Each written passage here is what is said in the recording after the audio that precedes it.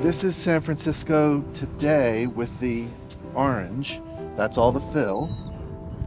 The green is the marshlands. And the original shoreline, oh, did I just say original? The shoreline in the earliest records. There's no such thing as original when it comes to landscape or water. So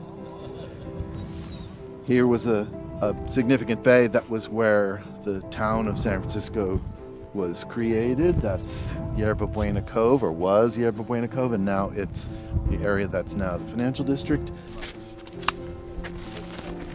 That was part of the bay, and about 99% of that water was part of the bay. Just the very far edge where you see a concrete enclosure at the far end of this pond, that is the only place where anything was dug out of the ground. And the reason it was dug out of the ground was to provide an entryway for the cooling water to go into the PG&E power plant that was right there. So the bay was being used as cooling water, which inevitably was being a big influence on what could live here in the waters of the bay. And then all the rest of this was built as a way of controlling the cooling water as it flowed through the plant.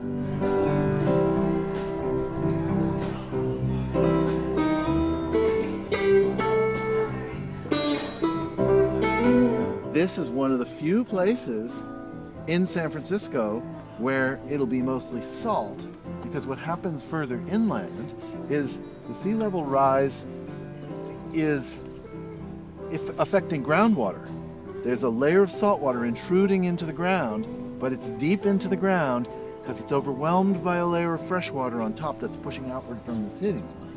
But as the sea level rise happens, the lens of freshwater on top of it will also rise, and it will make the ground mushy, and springs will pop up, or it'll flood more easily, and so on in all those places.